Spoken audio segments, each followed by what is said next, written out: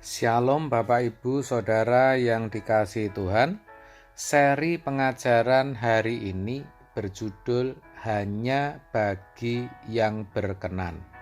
Saudara, kalau kita mau teliti dalam mempelajari Alkitab, kita akan tahu bahwa meskipun Tuhan sudah memberikan damai sejahteranya, telah meninggalkannya bagi kita, seperti yang tertulis dalam Yohanes 14 ayat 27, bukan berarti setiap orang percaya bisa merasakan dan mengalaminya.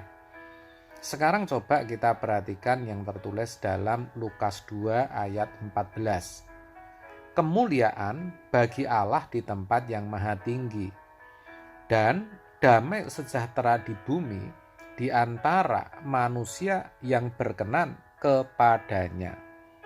Damai sejahtera dalam teks aslinya adalah eirene, yang berarti damai, tenang, atau teduh. Dikatakan damai sejahtera bagi manusia yang berkenan kepadanya. Perhatikan, kalau dikatakan bagi manusia yang berkenan, berarti tidak semua manusia bisa mengalaminya. Hal senada kita temukan dalam Filipi 4 ayat 7, di mana dikatakan damai sejahtera Allah yang melampaui segala akal akan memelihara hati dan pikiranmu dalam Kristus Yesus. Di sini dikatakan damai sejahtera Allah akan, perhatikan kata akan, memelihara hati dan pikiranmu dalam Kristus. Kata akan berarti ada sesuatu yang harus terjadi atau harus dilakukan sebelumnya. Apa itu? Di ayat sebelumnya, yaitu di ayat 1, dituliskan supaya kita sepikir dengan Tuhan.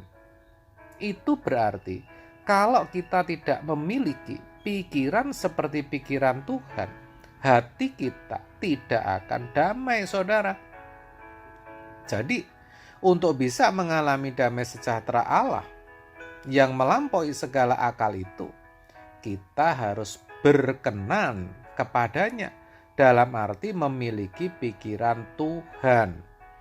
Itulah kenapa tidak bisa tidak kita harus mengenakan pikiran dan perasaan Kristus di dalam hidup kita. Filipi 2 ayat yang kelima. Lalu, apa yang harus kita lakukan agar kita bisa memiliki pikiran dan perasaannya, agar kita bisa menjadi orang yang berkenan? Kita baca Filipi 2 ayat 3 sampai 4. Dengan tidak mencari kepentingan sendiri atau puji-pujian yang sia-sia. Sebaliknya, hendaklah dengan rendah hati yang seorang menganggap yang lain lebih utama dari dirinya sendiri. Dan janganlah tiap-tiap orang hanya memperhatikan kepentingannya sendiri, tetapi kepentingan orang lain juga. Jadi yang pertama, jangan mencari kepentingan sendiri. Sebaliknya, kita harus memperhatikan kepentingan orang lain juga. Ini kelihatannya sepele, tetapi sebenarnya tidak mudah. Tidak mudah, saudara. Karena kebanyakan ego kita masih tinggi, daging kita masih kuat. Keinginan kita selalu menuntut untuk dituruti. Itu berarti segala yang kita lakukan ujung-ujungnya untuk kepentingan diri kita sendiri. Bisa saja dan sangat mungkin sepertinya kita memperhatikan kepentingan orang lain.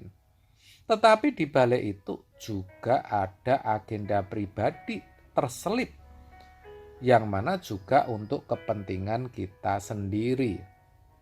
Ya saudara, karena kita ini sejatinya kan licik. Ingat saudara, yang Tuhan Yesus lakukan semua bukan untuk dirinya, tetapi untuk kita, yaitu supaya kita tidak binasa. Sebab itu, mari saudara, agar damai sejahtera itu kita alami, saya ajak agar kita tidak lagi egois, hindari hidup yang egosentris. Yang kedua, jangan mencari puji-pujian. Saudara, ketika kita berbuat baik atau mencapai satu prestasi tertentu, dipuji adalah hal yang tidak bisa dihindarkan. Tetapi ingat, jangan sampai kita melakukan sesuatu hanya agar mendapat pujian atau bahkan untuk mengejar pujian. Itu sia-sia dan tidak berkenan di hadapan Allah. Memang harus diakui saudara, banyak kita masih seperti itu.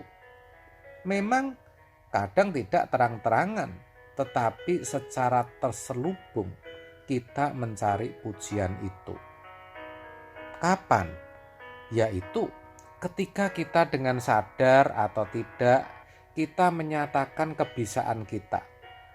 Ketika secara tidak langsung kita menunjukkan bagaimana kita berperan dalam menolong orang yang membutuhkan. Dalam kita berpakaian, berdandan, memakai jam tangan, mengendarai mobil baru, dan sebagainya. Apapun bisa kita pakai sarana untuk mencari puji-pujian. Ingat saudara, itu tidak mendatangkan damai sejahtera. Kalaupun merasa damai hatinya, itu tidak akan lama. Karena memang damai sejahtera yang seperti itu bukan berasal dari Allah. Jadi saya ingatkan sekali lagi ya saudara, jangan mencari puji-pujian, karena kita memang tidak layak untuk itu. Hanya Tuhanlah yang layak kita puji. Yang ketiga adalah memiliki kerendahan hati. Kalau Tuhan Yesus sendiri saja sampai merendahkan dirinya, menjadi manusia, bahkan mengambil rupa seorang hamba, dan taat sampai mati di kayu salib, kita pun harus bersedia merendahkan diri saudara. Orang lain harus kita utamakan. Jangan marah atau emosi hanya karena persoalan-persoalan sepele. Tidak disapa juga tidak apa-apa. Terima saja, kalaupun tidak diterima kasihi. Maksudnya ketika kita memberi, orang lain tidak berterima kasih. Itu maksud saya. Kerjakan walaupun itu bukan tugas yang seharusnya saudara kerjakan. Jangan membalas meskipun saudara dipermalukan. Jangan merasa saudara kaya walaupun sebenarnya memang kaya. Taat dan hormatilah gembala dan orang tuamu meskipun pendidikannya tidak setinggi saudara. Hargai dan dengarkan masukan walaupun itu dari bawahanmu dan sebagainya. Itu semua kerendahan hati saudara. Kalau itu benar-benar kita perhatikan, saya percaya kita akan menjadi orang-orang yang berkenan dan hati kita akan damai dan teduh saudara. Damai sejahtera Allah akan diam di dalam diri kita. Amin. Tuhan Yesus memberkati.